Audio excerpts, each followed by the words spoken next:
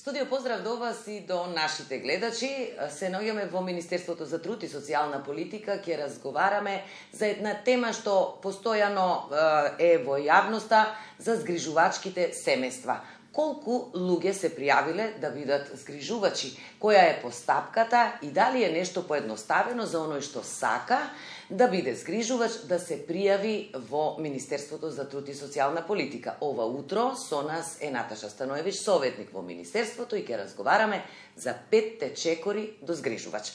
Наташа, добро утро. Добро утро, Билјана. Благодарам на поканата и благодарам што ќе посветиме внимание на мојата омилена тема на згрижувачките семејства, на една многу хумана работа која што мислам дека не е доволно афирмирана и еве преку овој прилог сакам еден апел да упатам до граѓаните дека треба да ја слушаат емисијата и доколку се во можност да аплицираат да бидат згрижувачи. 5 чекори до згрижувач. Кои се тие 5 чекори? Се поедноставува ли нешто за да се охрабрат заради процедурата административна да не се откажат? Прво да кажам дека сместувањето во згрижувачко семејство е најблиската форма до згрижување на дете во нормално биолошко семејство, бидејќи расте во семејство обкружен од грижата, вниманието на брачни партнери или доколку е самец на едно лице. Згрижувањето подразбира целокупна грижа за детето 24 часа во текот на денот, задоволување на неговите основни потреби, задоволување на хигиенските потреби, учење на хигиенски навики доколку детето ги нема. Центрите обезбедуваат здравствена заштита, значи носење на здравствени прегледи, запишување во училиште, следење во процесот на редовно образование, значи сето она што детето ќе го добие во биолошкото семејство, го добива и во згрижувачкото семејство. Имаме 5 чекори за да некој аплицира и стане згрижувач. Прво, треба да се јави на разговор во еден од центрите за социјална работа, а на територијата на нашата држава имаме 30 центри за социјална работа, кои што се по местна надлежност поделени.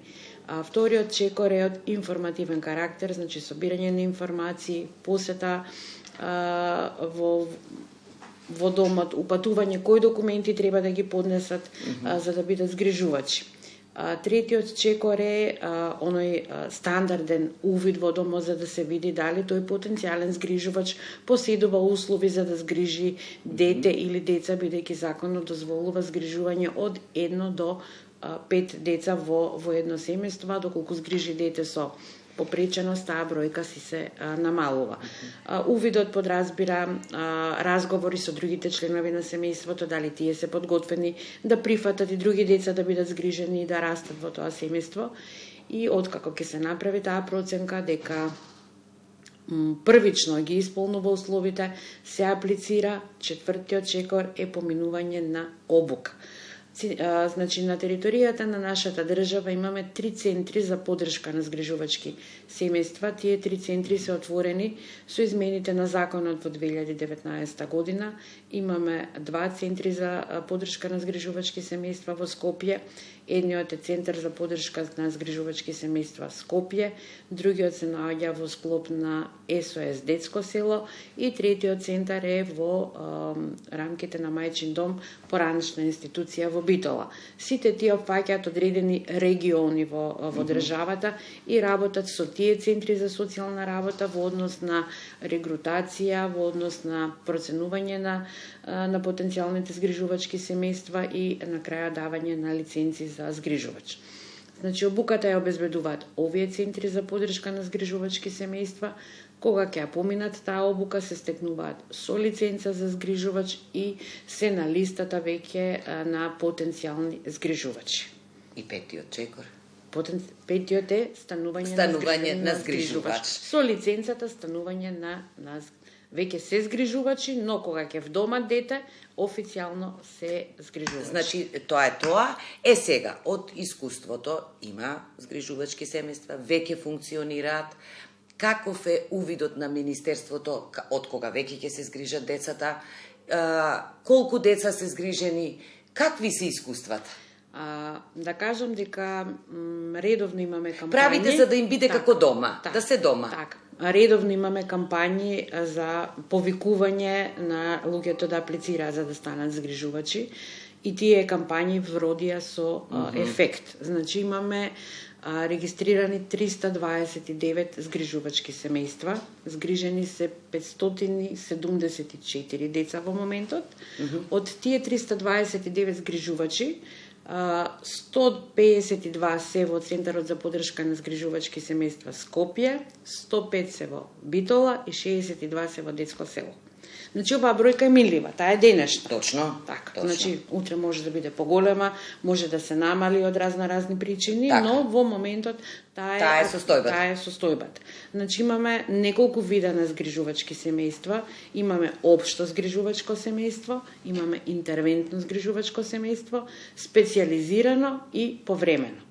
Се е тоа во евиденција на Министерството? Не, во евиденција е на Министерството, но директно за работа со згрижувачките семејства се центрите за поддршка на згрижувачки семејства и центрите за социјална работа. Тие ја прават првичната проценка, првичните разговори, а Министерството е тука да ги следи преку извештаи тие бројки.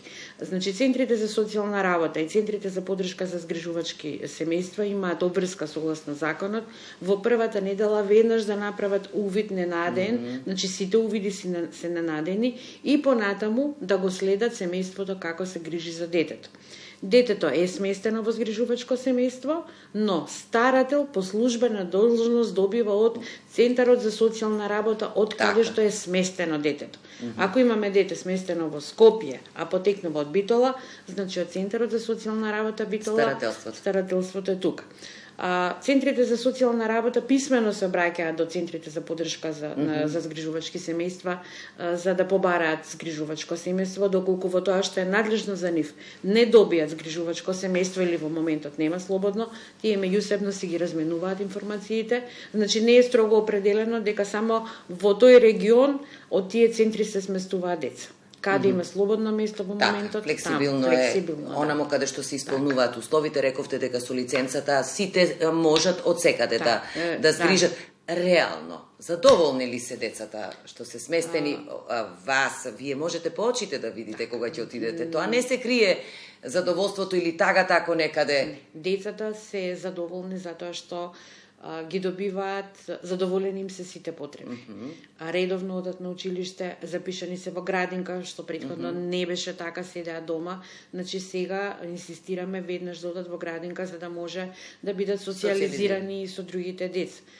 Доколку има здравствени проблеми, кога згрижувачите прифаќаат дете со попреченост, сите лекарски прегледи што се потребни ги прават, дури и престојуваат во болница со децата, што како го прави биолошкиот родител. Емотивно се врзани со нив, значи таа емоција, таа љубов може да ја видите само ако отидете и ги видите на лице место како тие функционираат како семејство.